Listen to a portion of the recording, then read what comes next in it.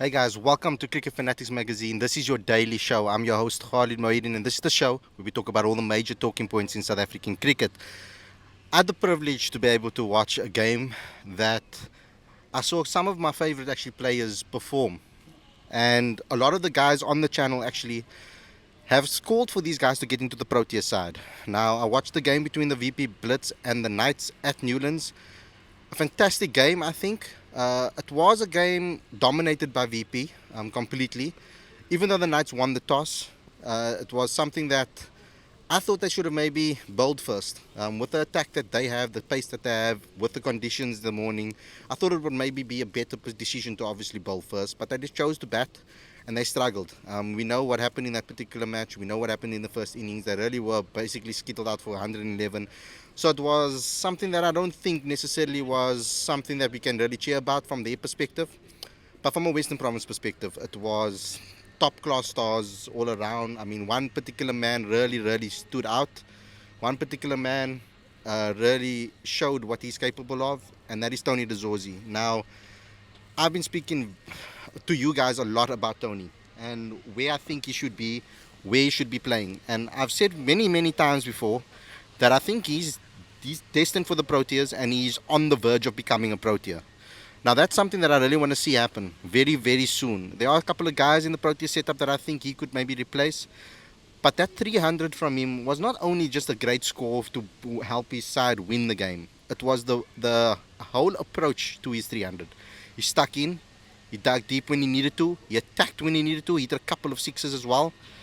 He was just completely mature. And the main thing for me is, and a lot of you guys maybe don't know this, when Dean Alga exclusively told Cricket Fanatics magazine that he's asking for all domestic cricketers to score runs and to score big. Not just score runs, but to score big and really push for a spot in the Proteas setup. I sent a link to a couple of the guys that I thought maybe were on the fringes of being a Proteas player. Now, the squad was announced before the second round of fixtures, of course, so I think they already had in their mind who they wanted to see in the lineup. After the first round of fixtures, we saw some massive scores. You know that we saw Calvin Raynard score a massive double century. We saw the likes of Heinrich Klaassen score 292. But it was the second week that really stood out to me because Tony did not only did he score 167 or 160 odd in the last game, he also backed it up with a 304 in this game. That consistency is something that you don't find easily with domestic cricketers in South Africa. To find that consistently over in different conditions, of course, that's also tough. We're going to obviously have to see the way he moves and how he does in other conditions, in different conditions, and how he can continue that consistency. But I have a lot more confidence going into the rest of the season for Tony because he has experience playing for the Titans and he knows those conditions pretty well. So from his perspective, I think it's brilliant. We're going to try to get an interview with Tony today to discuss everything that he has to say about this particular knock. He obviously made history. It was a fantastic knock. I think it's the third highest 4-day cricket score in South African domestic cricket. It's also the highest score at Newlands in first class cricket, which is a remarkable achievement given the amount of amazing players and legends that have been here at this game, at this field, playing for various different obviously franchises and now it's provinces. So it's very interesting to see that has been broken and that has happened. We know that the top score ever was 391. I was hoping that they would have had a little bit maybe more time to be able for Tony to try and push for that particular total. But I think the 4-day cricket on display was from Western Province specifically. We know that the Warriors are also 3 games out of 3 at this point of this recording. They 3 out of 3. Doing an excellent job over there. We're seeing a lot of guys perform well. Jordan Herman, Matthew Bretsky, etc. So I'm liking that the youngsters are standing up. What made this particular 300 even more special to me is that the pace that we were seeing from Gerald Coetzee throughout this game. And now I'm going to try to get Raynard and Gerald today as well and do interviews with them too. But the pace that we were seeing on this wicket was phenomenal. I thought that it was exceptional the way Gerald kept his lines. He's looking a lot more controlled. He's looking like he's fired up. But we're going to get that information from him directly. I want to hear that from his own mouth and see how he's feeling with regards to rhythm, with regards to his performances, the way he's been bowling at that pace, how he's feeling with regards to his pace. Can he keep it up consistently is the question. So that's what we're going to be doing today, and that's what I want to be speaking today. Now, we will be getting the interview very shortly with Tony, and I will bring him on the show when he comes back down from the changing rooms. But let's delve into some other things. There was an AGM meeting as well from CSA's perspective that you guys need to go look out on our site. The full PDF is available for download, as well as the update and summary of what happened in that particular case. So go and look on our site, cricketfanaticsmag.com, for all of that information. We will try to also do some features with the interviews that we do here today. So that's what we're going to be trying to do, of course, to try and get some insight into what has been happening in South African cricket lately. And that's all I want to try to bring you guys is some good content, some consistent content, etc., etc. So let's see what happens with regards to that. I'll see you, bro. Good to see you. So let's see. There's a lot of stuff to talk about because there's also SA20 coming up, and it's an interesting competition. I kind of got a glimpse at some of the guys coming around here from a security perspective to come check around and see what's happening over here with regards to the safety and all of those things at Newlands. But I must tell you, my last 2 weeks at Newlands was phenomenal. I got to see high-class cricket. I got to see an incredible bowling attack come down, fire in, and bowl consistently in 2 matches and dominate. So for me, as a whole, my 2 weeks at Newlands was phenomenal. It's also the last time that David Brooke, the communications and broadcast, the communications manager the brand and communications manager. Sorry, I'm botching that. It's the first time that it's the last time he will be here at Newlands as well as the brand and communications manager. So it's a sad day as well for Western Province because we all have a very good relationship with him as media. And it's like his last time here, so I'm going to also try to get him on the show to come chat with us a little bit and give us some insight into his career here, what stood out to him, what it was like to be a brand communications manager. Because I know there's a lot of people out there watching this video that might be up-and-coming media people who are looking for an opportunity in media. And I think we can get some insight into his mind on what it is like and what he's feeling like mentally, what it was like to come into this industry and become actually someone that is well respected in the media industry as a whole as a brand communication specialist. So I'm going to get him on the show a little later as well. Let's see if we can get them down here. I'm just obviously waiting for the interviews to happen, and then we'll really get into the crux of this daily show. I have to apologize, guys, that I haven't been able to come and do the daily shows regularly these days because with cricket happening at the stadium, Wi-Fi connections, of course, I can't go live from the stadium, so it makes it very difficult for me to rush back, get all my equipment up, and then be able to shoot the daily show with a frame of mind where I'm going to give you guys good content. So what I've tried to do is give you guys interviews instead. I hope you guys are enjoying the exclusives. It's not very easy to get those. It isn't as easy as it might look on this particular show. It might look a little bit more, much easier than it actually is. But what I want you to try to do is to support us, share it as many people as possible, get as many people as possible to actually watch these videos. It's so important that we do that. It's so important that we get our content shared because that's the only way we can get sponsors down the line. That's the only way we can really try and monetize what we're doing here and take our content to the next level. I've got a lot of people that are busy with me, that are writing with me, that are doing social media content, and I would like to also give them some compensation for what they're doing because at the moment they're trying to make their foot in the industry too. And I'm just trying to give them the best possible shot or best possible line to that career path. That's all I'm trying to do here, as well as promoting South African cricket, as well as doing all of those type of things. There are links in the description, guys. The Patron account is there for you guys to click on. There's things like that for you guys to check out. Get involved with super chats too. If you want me to answer your questions, please get involved with the super chat. Very important that you do so because that also adds to our earnings with regards to Cricket Fanatics magazine, etc., and everything that we're doing here. So I hope you guys enjoy this daily show. It's obviously not live. It's obviously not live for you guys, but I am here and I'm going to be doing a show and uploading it to you very soon. So now we just wait. Now we just wait to see who is available. I see Tony is coming right now, so we're going to start probably with him. It will be. I'm hoping that I don't watch this. Of course, I've interviewed him already after his massive 160. So let's see what happens with regards to that. Yeah, he's just having something to eat. So I'm looking forward to this one. It's going to be a nice chat. Go follow. Also, go check out the little clips that we put on Instagram, on TikTok. We also have a TikTok account, by the way. It's something that we started fresh and new. I'm learning the platform still, guys, so don't judge the content. I'm really trying to produce some things that will maybe suit that style. It's a new social media platform, new era, new generation. So it's something that I'm looking forward to. But let's see how we take things forward with regards to Instagram, Twitter, social media, all of those type of things. So I'm excited. Yeah, I'm really excited. So guys, I'm here with Tony. Welcome to the show, bro. First and foremost, let's start right in bang in the middle of what has happened. I don't know if you've heard about what records you broke. It's the third highest 4-day score in South African cricket. It's also the highest score at Newlands ever, which is phenomenal knowing that the type of cricketers that have played here before you. Has it sunk in yet?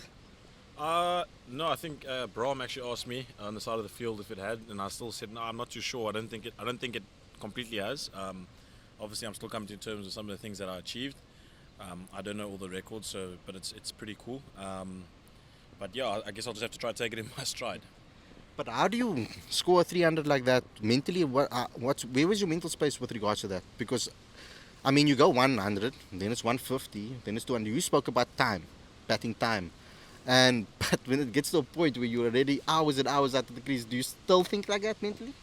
Yeah, I think I kept probably the same processes till I got to 200 because I think batting with a lot of the guys, you don't want to try. You want to get a big 100, so you want to try to get a double, and that was the goal after getting my first one. I kept the same process the whole time, and then obviously from 2 to 3, I think we lost a few wickets and stuff, so I probably forgot about it a little bit. But at no point was I thinking of getting to 300. I kept thinking when we might possibly declare. But obviously we'd earned ourselves enough time in the game with the bowlers that we had in the first innings, or the way they bowled in the first innings. So yeah, when we got close, then I was like, oh shucks, yeah, I can get there. But I didn't know. I didn't really think about it too much, to be honest. So a lot of guys that I've spoken to before or over the last couple of years said that they've been maybe struggling a little bit with a particular bowler, and that's Gerald Coetzee's pace, for example. But I watched you play against him. You looked very comfortable against the pace, and he was bowling quite quickly. So what's your approach when facing fast bowlers, particularly in 4-day cricket? No, I mean, kudos to Gerald. I mean, he ran in the whole day. I think unfortunately, I don't think he got his fifer, but he did deserve it the way he bowled. He ran in till we declared, really, bowling bounces and everything. So I mean, for a young guy to keep doing that was an immense effort. I don't know if I have any serious processes for pace. I think obviously you have to trust your technique and your eye, and ultimately back yourself, and hopefully not too scared. But I'm sure when you face faster guys, different actions are sometimes trickier. And I mean, maybe for myself, Gerald has a easier action, but maybe someone else who bowls the same pace has a trickier action. So for me, maybe it's just sometimes you pick up some guys easier and some guys you just struggle to pick up. Now, there's going to be a massive craze around you, especially on Cricket Fanatics magazine. You got a big fan base on our channel. A lot of people have been calling for you to go to the Proteas side, etc. I mean, a knock like this, was that ever in your mind when you were batting, or was it only just victory for the team? No, I think, like I said, from the first 100, you're trying to get a double because you want to make a big one and show that you can get big runs and stuff like that. But once we got over that 200 mark, I didn't really think anything about trying to get to 300. It was more about putting us in a serious position, and then when scores you wanted to declare. But then obviously we had enough time, so I never really thought about it until the end. Can I ask you about your relationship with your batting coaches, etc., and what kind of conversations do you have when you pick up that you have maybe something's not going right? What sort of conversations do you have to tweak it? Are you the type of guy that tries to practice it out of you, or are you a type of guy that likes to look at stats or look at specific, like? I mean, I know a lot of guys will go back to the statisticians and go look at all the analysts and look at video content of yourself batting, etc. How do you do that?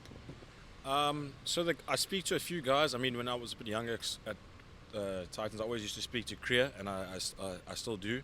I speak a lot to Jonathan Van Dier. He's probably the guy I speak to the most if I'm really struggling and I need someone to watch something and have just an outside opinion, because obviously he doesn't see me every day. Obviously, I worked with Ash. I worked with Salih. There's lots of coaches that will pick up on different things. But yeah, I'd say those guys are the guys that I always speak to.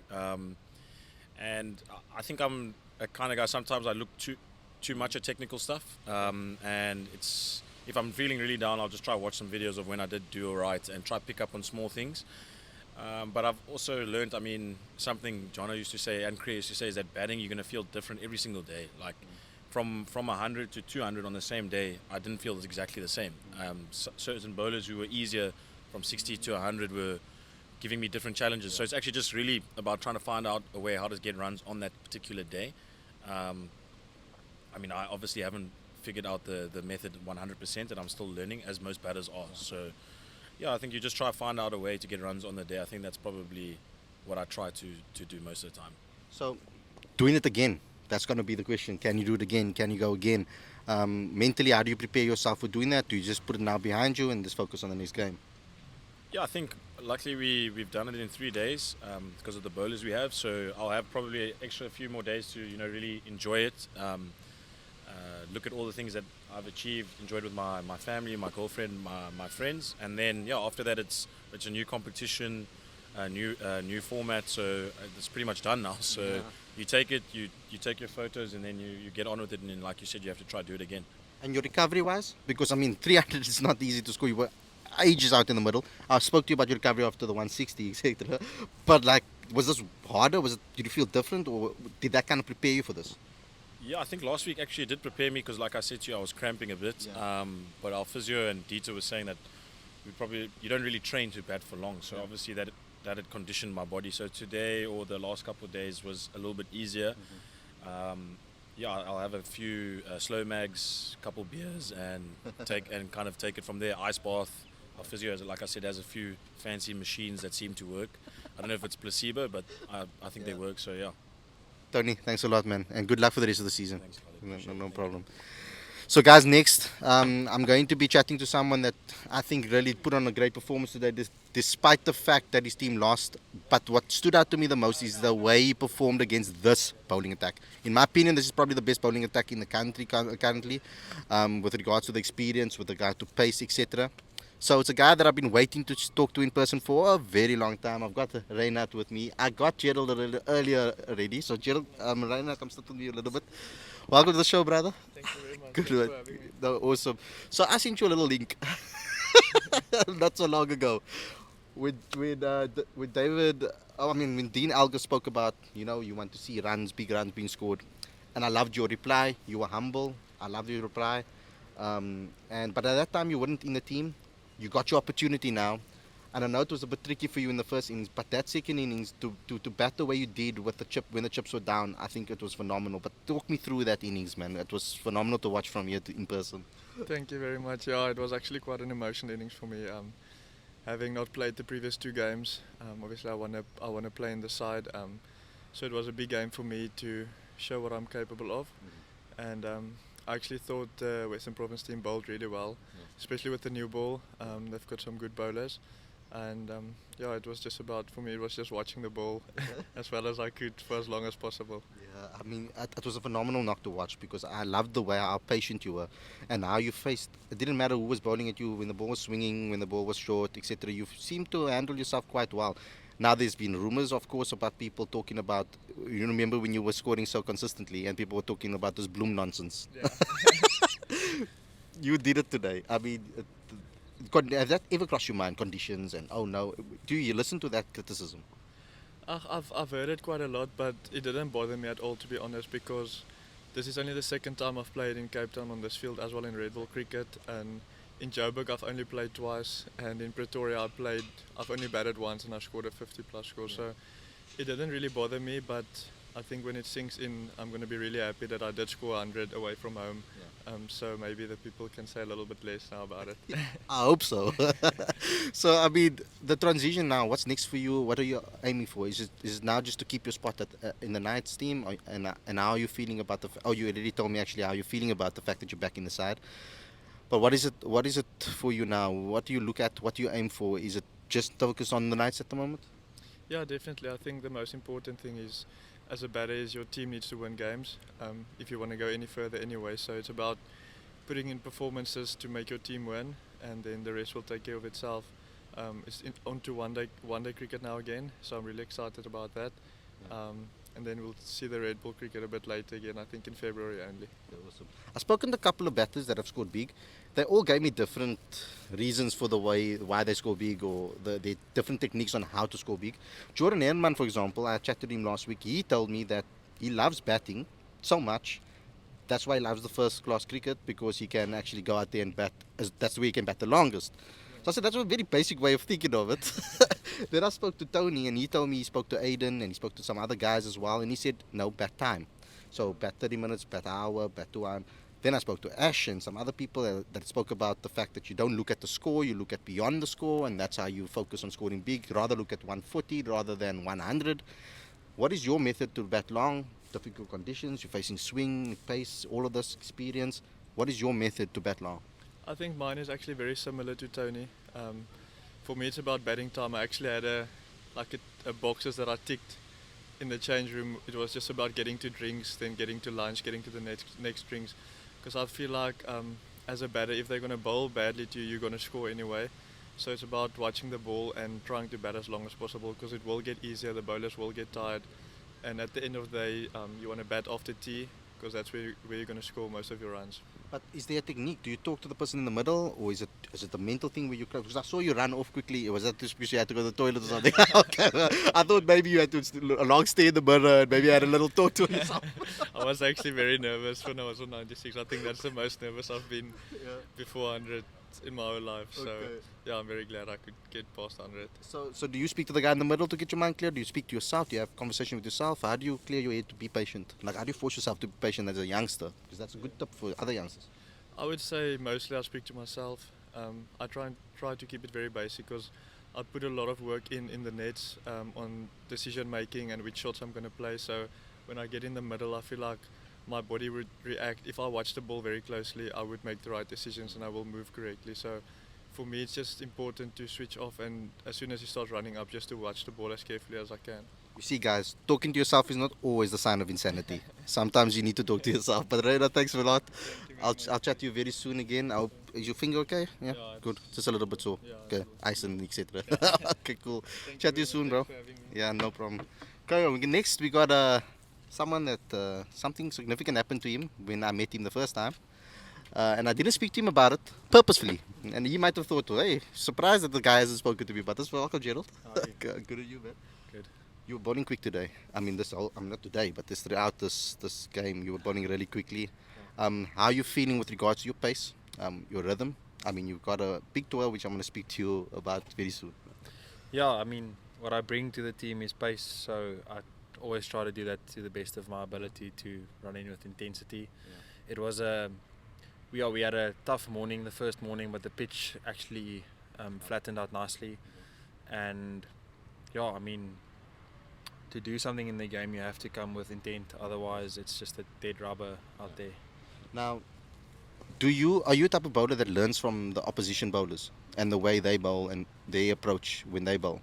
Are you a type of guy that will look at that? And if you did look at Dane and Buren and all those experienced guys, what did you pick up from them to help you in this game? Look, they bowled very well. Credit to them. I do learn from them. I also understand that we're not maybe like the same type of bowlers, but there's still lessons to be learned in how they bowled, the straighter lines, which was our plans, which we didn't always execute as well as we should have. But I mean, they were very patient with that, very good with that, and yeah, definitely would say learn from that, learn from our own mistakes as well. So yeah. Okay, the call up. Yeah. Let's talk about that, because where were you when you heard? What was it like? Who did you speak to first about it? What was going through your mind when you heard that you were going to go to Australia? I was at home and I got the call. And to be honest with you, in that moment you play it in your head so many times before that, thinking that you're gonna either like react in a certain way, but at that moment it's so surreal. Like, it almost feels like a bit of like a fiction. Mm-hmm. And it only really kicks in a few days later when people really start congratulating you and it's out in the media. Then you're like, yes, this is real. But I mean, it's a childhood dream of mine. Test cricket is the hardest and the ultimate, the purest form of cricket, and to be able to be selected now to go to Australia with the Proteas for Test cricket is if little Gerald could hear that, he would definitely be running laps around the house. So, yeah, big moment. And with regards to coaches, did you speak to anybody about maybe some tips about how to approach your game there in Australia? Look, if they picked me now, I think they would have picked me for something that they saw and that I've done. And I'll obviously speak to the coaches there, to the captain and the senior bowlers, and I'm sure anyway they'll be clear about what is expected of me regarding a role. So yeah, not yet, not much, but we have quite a long time in Australia before we play, so I'm sure they'll be very clear about that. Okay, that's awesome. Thanks, Gerald. I hope that you have a great tour, and I hope I'm going to speak to you afterwards as well. Yeah, good to see you, man. Thank you for having me. No I appreciate it. See you, bro. Bye-bye. Now the man of the hour, someone that had a big influence on me in this media scene, giving me a lot of opportunities. I'm sad to see him go. David Brooke, welcome to the Daily Show. Making my appearance on my last home match, on my last match here at NEWLANDS. It's great to be finally being invited onto the show. I'm normally the ones we're about to get sprayed here with the sprinklers. Yeah. But I think we'll be okay. But it's a little bit of vibes. Maybe this is my send-off from our groundsman Brom. It's been what a journey, eh? Yeah. What a journey. Amazing journey. I mean, from the moment that I met you as a person in the media business, I learned a lot from you just by observing the way you deal with players, the way you deal with the media. And I think it's been very balanced, and we learned a lot from that. And getting that exposure as from us and getting that opportunities to interview players, thank you for that, because it's really giving us an opportunity to really stake a claim in this industry, even though we're young and we're fresh. Can you give me some insight into this position? When you came into the role, how you developed, what you learned from this particular role, and maybe some advice to someone else out there that's maybe looking to come into the media and take a role like yours, maybe? Yeah, so I think I started my career in journalism, in sports journalism, and I worked under Dan Nicol, who I worked as an intern. It was unpaid at the time. I was just finished university. I was looking for an opportunity just to get some experience. So I think if you can get some experience wherever you can, I think that's a good start. And start building your networks as we literally get sprayed. Start building your networks now at the start of your careers, because the same people that I've been working with now in the media, they literally are some of the same people that I worked with 15 years ago, 20 years ago when I started out my career. So and make sure that your name is everything. You know, that's your reputation. If you have a good name and you have a trusted name, people will want to work with you. And it's a big industry, but it's a very small industry as well. And always look to learn, upskill yourself, and just build that respect, I think, because you need the respect from the players, you need the respect from the media, and everyone needs you've got to understand their needs and just work together and communicate, I think. Do you have a message to the fans? Do you have a message to the people that you've worked for before, the players, etc.? Anything that you want to say to them? Yeah, I just think that open communication at the moment, where things can get misconstrued in WhatsApp conversations sometimes, and media can be accused of misinterpreting players' words, for example. So just allow the players some expression, some freedom to express themselves, especially in the area that we live in now. Just allow them to be. We forget sometimes how young they are, and they're human. And I think that's something that I've learned as well, to just treat people as human beings. There's other stuff outside of the game. That there's bigger fish to fry. Cricket is the best sport in the world, in my opinion, but there's still stuff going on. You never know what's going on back home. So just be a little bit kind to each other. Thanks a lot, David, and good luck for the future. Thanks very much, Khalid. All the best, eh? Thank you. Okay, cool. So guys, that's it. I'm gonna move because I'm gonna get sprayed again. Everything's wet over here. But thanks a lot for tuning in. I hope you guys enjoyed this episode. Don't forget to smash the like button, comment, share, subscribe. Click the notification bell for all future videos.